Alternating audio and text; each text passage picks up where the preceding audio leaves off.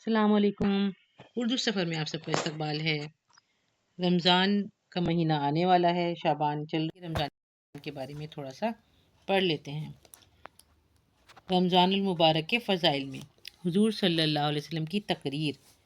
حضرت سلمان رضی اللہ تعالیٰ عنہ کہتے ہیں کہ نبی کریم صلی اللہ علیہ وسلم نے شعبان کی آخر تاریخ میں ہم لوگوں کو واعظ فرمایا کہ تمہارے اوپر ایک مہینہ آ رہا ہے جو بہت بڑا مہینہ ہے، بہت مبارک مہینہ ہے۔ اس میں ایک رات ہے شب قدر جو ہزاروں مہینوں سے بڑھ کر ہے۔ اللہ تعالیٰ نے اس کے روزے کو فرض فرمایا اور اس کی رات کے قیام یعنی تراویح کو ثواب کی چیز بنایا ہے۔ جو شخص اس مہینے میں کسی نیکی کے ساتھ اللہ کا قرب حاصل کرے ایسا ہے جیسا کہ غیر رمضان میں فرض ادا کیا، اور جو شخص اس مہینے میں کسی فرض کو ادا کرے وہ ایسا ہے جیسا کہ غیر رمضان میں 70 یعنی 70 فرض ادا کرے۔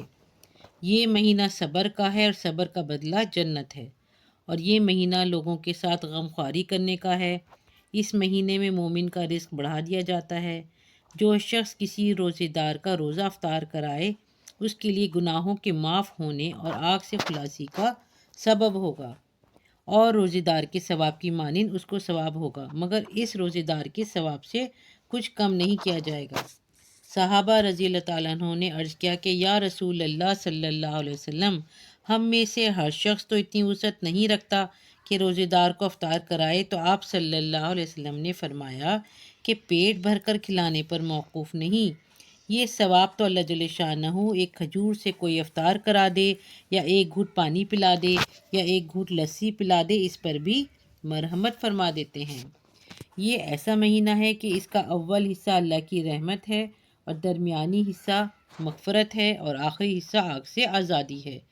جو شخص اس مہینے میں ہلکا کر دے اپنے غلام خادم کے بوجھ کو تو حق تعالی شانہ اس کی مغفرت فرماتے ہیں اور آگ سے آزادی فرماتے ہیں۔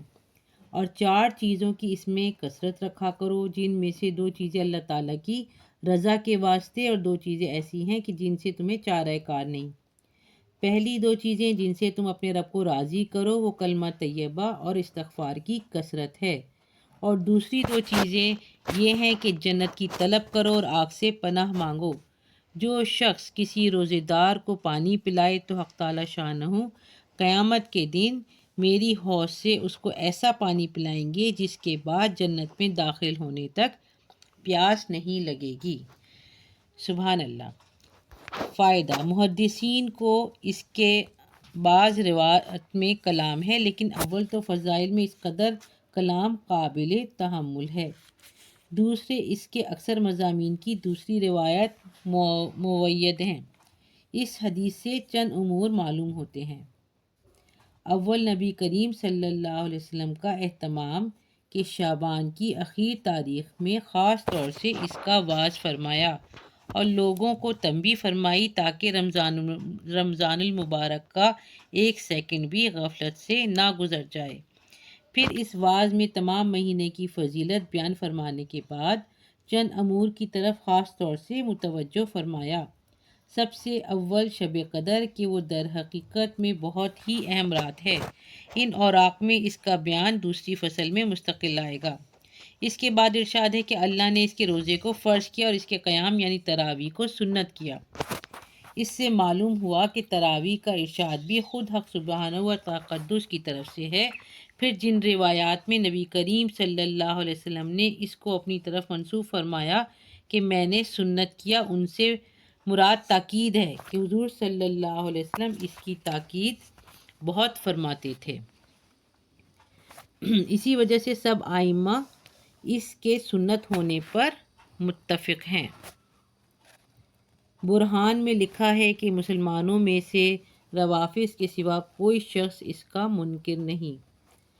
حضرت مولانا شاہ عبدالحق صاحب محدث دہلوی نے ما ثبت بالسنہ میں بعض کتب فقہ سے نقل کیا ہے کہ کسی شہر کے لوگ اگر تراویح چھوڑ دیں تو اس کے چھوڑنے پر امام ان سے مقاتلہ کرے۔ اس جگہ خصوصیت سے ایک بات کا لحاظ رکھنے کی ضرورت ہے، وہ یہ کہ بہت سے لوگوں کا خیال ہوتا ہے کہ جلدی سے کسی مسجد میں 8-10 دن میں کلام مجید سن لیں پھر چھٹی۔ یہ خیال رکھنے کی بات ہے کہ یہ 2 سنتیں الگ الگ ہیں۔ تمام کلام اللہ شریف کا تراویح میں پڑھنا یا سننا یہ مستقل سنت ہے، بس اس صورت میں ایک سنت پر عمل ہوا اور دوسری رہ گئی۔ البتہ جن لوگوں کو رمضان المبارک میں سفر وغیرہ یا کسی اور وجہ سے ایک جگہ روزانہ تراویح پڑھنی مشکل ہو، ان کے لیے مناسب ہے کہ اول تو قرآن شریف چند روز میں سن لیں تاکہ قرآن شریف ناقص نہ رہے، پھر جہاں وقت ملا اور موقع ہوا وہاں تراویح پڑھ لی کہ قرآن شریف بھی اس صورت میں ناقص نہیں ہوگا اور اپنے کام کا بھی حرج نہ ہوگا۔ عبادات نافلہ۔ حضور صلی اللہ علیہ وسلم نے روزے اور تراویح کا ذکر فرمانے کے بعد عام فرض اور نفل عبادات کے اہتمام کی طرف متوجہ فرمایا کہ اس میں ایک نفل کا ثواب دوسرے مہینوں کے 70 فرائض کے برابر ہے۔ اس جگہ ہم لوگوں کو اپنی اپنی عبادات کی طرف بھی ذرا غور کرنے کی ضرورت ہے کہ اس مبارک مہینے میں فرائض کا ہم سے کس قدر اہتمام ہوتا ہے اور نوافل میں کتنا اضافہ ہوتا ہے۔ فرائض میں تو ہمارے اہتمام کی یہ حالت ہے کہ سحر کھانے کے بعد جو سوتے ہیں تو اکثر صبح کی نماز قضا ہو گئی اور کم از کم جماعت تو اکثروں کی فوت ہو ہی جاتی ہے۔ گویا سحر کھانے کا شکریہ ادا کیا کہ اللہ کے سب سے زیادہ محتمم بالشان فرض کو یا بالکل قضا کر دیا یا کم از کم ناقص کر دیا کہ بغیر جماعت کے نماز پڑھنے کو اہل اصول نے ادا ناقص فرمایا ہے۔ اور حضور اکرم صلی اللہ علیہ وسلم کا تو ایک جگہ ارشاد ہے کہ مسجد کے قریب رہنے والوں کی تو گویا نماز بغیر مسجد کے ہوتی ہی نہیں۔ مظاہر حق میں لکھا ہے کہ جو شخص بغیر عذر کے بدون جماعت نماز پڑھتا ہے اس کے ذمے سے فرض تو ساقط ہو جاتا ہے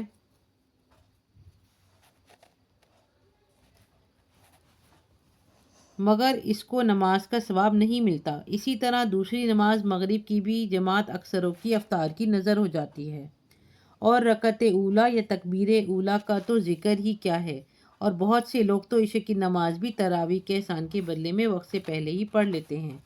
یہ تو رمضان المبارک میں ہماری نماز کا حال ہے جو اہم ترین فرائض میں ہے کہ ایک فرض کے بدلے میں 3 کو ضائع کیا۔ یہ 3 تو اکثر ہیں، ورنہ ظہر کی نماز قیلولہ کی نظر اور عصر کی نماز افطاری کا سامان خریدنے کی نظر ہوتے ہوئے آنکھوں سے دیکھا گیا ہے۔ اسی طرح اور فرائض پر آپ خود غور فرما لیں کہ کتنا اہتمام رمضان المبارک میں ان کا کیا جاتا ہے، اور جب فرائض کا یہ حال ہے تو نوافل کا کیا پوچھنا۔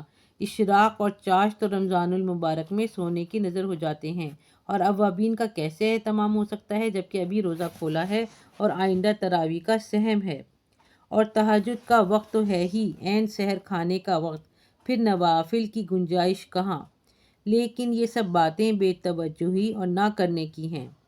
تو ہی اگر نہ چاہے تو باتیں ہزار ہیں۔ کتنے اللہ کے بندے ہیں کہ جن کے لیے انہی اوقات میں سب چیزوں کی گنجائش نکل آتی ہے۔ اردو سفر کو زیادہ سے زیادہ لائک، شیئر اور سبسکرائب کیجیے۔ اللہ حافظ۔